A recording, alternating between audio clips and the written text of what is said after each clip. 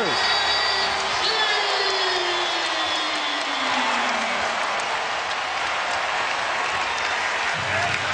They'll review it, but Garnett got it off in time.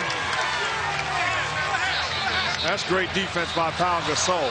And he should be upset, because if I'm going to help somebody, then you've got to help me. Kevin Garnett does a good job pursuing the ball and getting it off in time. And the Celtics, despite their offensive problems, only trail by 3.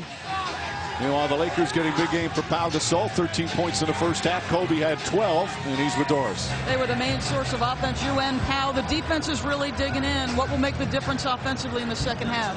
You know, we started knocking down shots. We started taking what the defense gave us and knocked down a couple opportunities.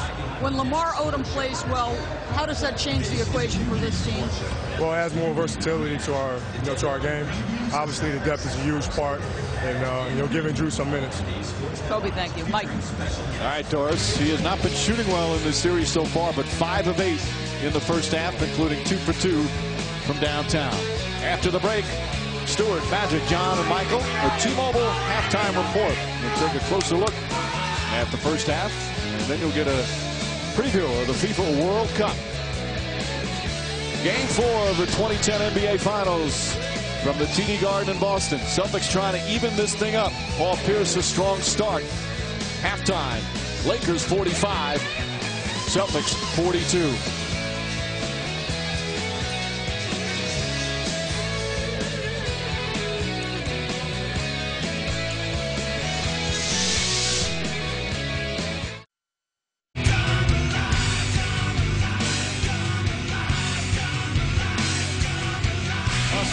Staples Center for Game 1 of the NBA Finals.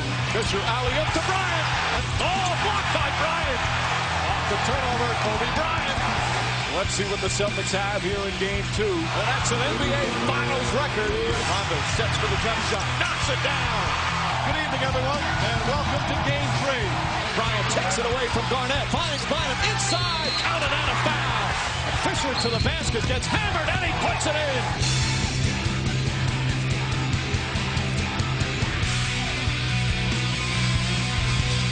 We're at halftime of Game 4 in the latest chapter of the rivalry between the Lakers and the Celtics. And after the first 2 quarters, the Lakers, who lead the series 2-1, have a 45-42 advantage. Hi again, everyone, here at halftime. And that was an ugly half, really, from both teams. In many ways, the Celtics very lucky that they're only down by 3. For the Lakers, Mark, they've come out again on the road looking sharp, especially though they're all-stars. In Kobe Bryant and Pau Gasol, they really carried it in that first half. Well, same old story. Bryant and Gasol having an impact on the ball game and doing it as a combination. And that's our Windows 7 winning combination. You talk about defense, it doesn't get any better than this. Ray Allen does a great job contesting. Bryant knocks it down. Here again, that's body to body, chest to chest with the contest. That's just stellar offense. You can't complain if you're Ray Allen. And how about Gasol?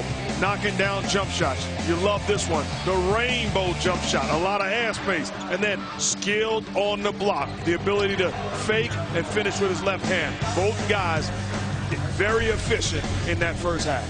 And you see the 13 and the 12 for the 2 All-Stars for the Los Angeles Lakers. Meanwhile, Jeff Mark just used the phrase stellar offense. You can't use that to apply what Boston did in that first half. Again, they're lucky they're only down 3.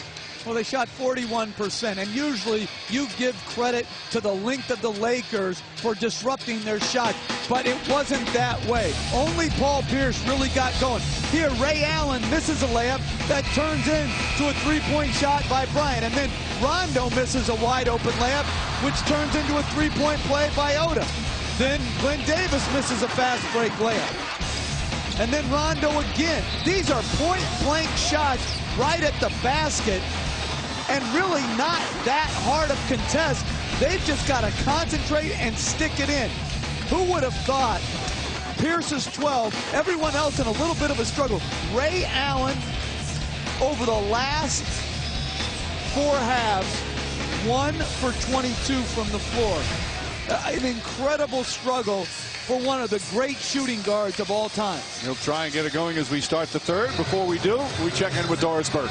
Well, as usual, I'm following up a point by Jeff Van Gundy. Doc Rivers said other than a couple of possessions where we could have made an extra pass, he said it's about missed layups. He loves the shot opportunities. He actually said, Rajon Rondo at the half, he told him, listen, you have got to be willing to go 0 for 36. I need you aggressive, playing with pace.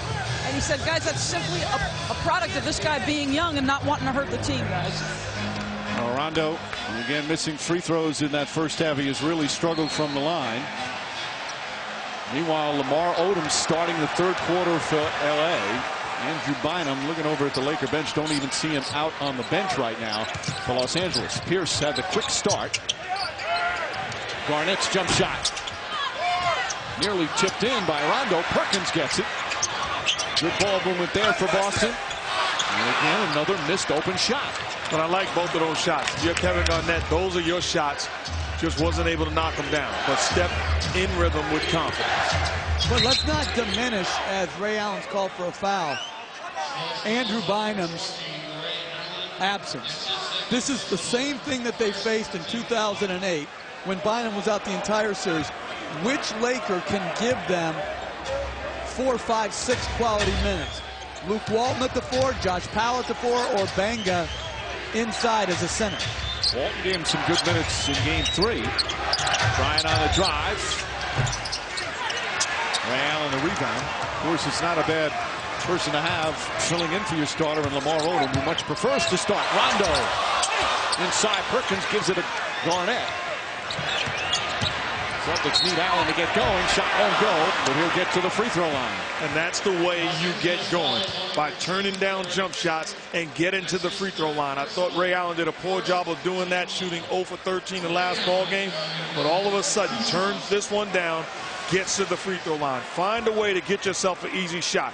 Didn't settle, put pressure on the defense, got the contact from Fisher, and now maybe he can establish a rhythm by going to the line. 3 fouls on Fisher. Allen from the line in the series is a perfect 11 for 11. He said after that nightmare game, the 0 for 13, and he was glad they only had 1 day to wait as opposed to the extra days we've had during some of the series, and he calmly sinks both. So with all the struggles that the Celtics have had, they're only down 1. I tell you, if I'm Rondo, I'm pushing the ball every time, trying to get my guys going. It's not about him shooting 36 times. It's about making plays. Hard foul on Gasol. And Pau Gasol brushes it off, and he'll go to the line. That's where Phil Jackson said he's made a terrific step in the last couple of years in getting stronger in the weight room, putting on some more weight, that he can deal with the hard fouls. Doesn't complain about them anymore. Doesn't let it bother him. Just shakes himself off and goes to the line, tries to knock down a couple. Well, these are going to be his 9th and 10th free throws. So the label doesn't fit anymore. This guy takes a hit. He pops back up. Another good play by Bryant. And that's not really even a, he got raked across the face, but it wasn't a hard foul. It was Garnett's 3rd foul, however. Garnett and Rasheed Wallace have 3 each for Boston. Fisher the only one with 3 for the Lakers.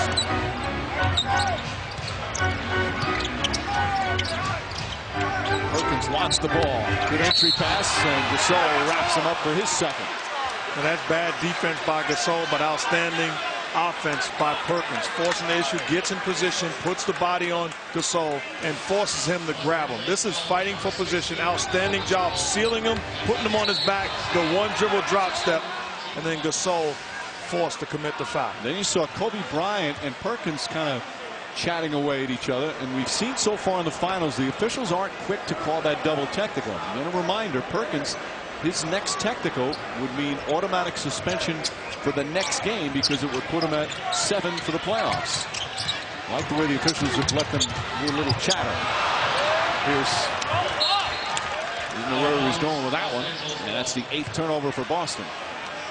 But when Artest is put in the pick and roll right now, they switched that one where Gasol switched on to Pierce.